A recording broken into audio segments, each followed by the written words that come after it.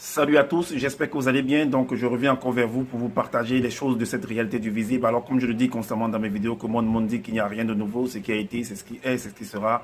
Et voilà, le physique est le reflet du non visible et l'Obapa, son verbe parle tantôt d'une manière, tantôt d'une autre, et l'on ne prend point garde. Alors si tu ne prenais pas garde autrefois, commence à prendre garde dès à présent par rapport à ce que tu peux voir, par rapport à ce que tu peux entendre. Analyse bien la situation, retiens ce qui est bon et partage-le avec tes enfants afin qu'ils puissent sortir de l'ignorance. Alors là, aujourd'hui, nous allons partager, voici pourquoi celui qu'on nomme le Christ décide d'entrer au marquis. Alors, nous allons vous partager quelques extraits avec les Bibles classiques pour vous montrer en fait ce qui s'est passé. Vous ne devez pas ignorer que l'histoire en fait par rapport au Christ, en fait, c'était un prince, c'était un roi. Et il a succédé à son papa et il défendait en fait son peuple contre les oppresseurs, contre les oppresseurs, contre les colons. Et ils ont voulu, nous savons ce que le colon fait, venir exproprier les terres, venir voler les terres, venir voler les richesses et ainsi de suite. Et lui, il s'est opposé à ça, puisque entre deux pays, il y a ce qu'on appelle des accords.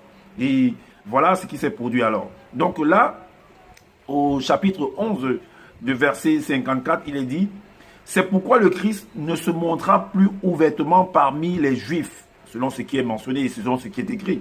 Mais, ce sont des codes, hein. Donc, mais, il se retira dans la contrée voisine du désert, dans une ville appelée Éphraïm, et là, il demeurait avec ses disciples. Les disciples, enfin, vous devez comprendre que c'était ces notables. Oui, parce que c'était un roi.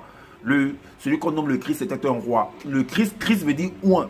Donc, c'était un roi et ses disciples, c'était ses notables. Donc, il s'est retiré.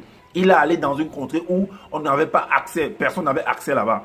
Et c'est ce qu'on appelle, c'est ce qui s'est passé avec certains opposants, qu'on appelle les opposants, comme par exemple les martyrs, comme les Oumniobé, les Ernest Ouandier, les Martin Paul Samba, les Madoula, et ainsi de suite. Donc, alors, allons comprendre pourquoi il s'est retiré, il est entré en brousse.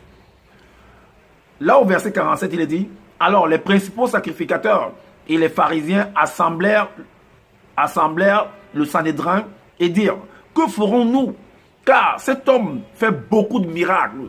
En fait, quand on dit qu'il fait beaucoup de miracles, ça veut dire qu'il avait beaucoup de connaissances. Parce que celui qui fait des miracles, il a de la connaissance en fait. Donc, il décantait beaucoup de situations. Il connaissait la loi.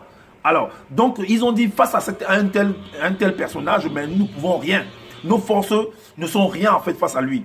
Comment on va faire? Parce que si on s'amuse, il va monter tous les autres, il va les montrer des choses et nous sommes mal barrés. Et ce qui fait que notre Sanhédrin ne pourra plus exister, n'aura plus de poids, n'aura plus de pouvoir.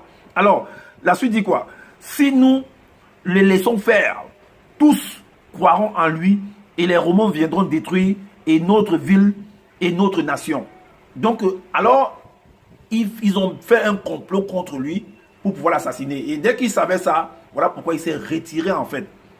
Parce que là, au verset 53, il est dit, dès ce jour, il résolut de le faire mourir. Il le savait. Voilà pourquoi il s'est retiré. Il est entré en bourse, il est entré au maquis. Ouais, il est entré au maquis, il est devenu un maquisard. Celui qu'on nomme le Christ, pour ne pas mourir à un certain moment. Mais il ne pouvait plus supporter parce que quand tu es dans le maquis, il faut manger, il faut boire, ainsi de suite.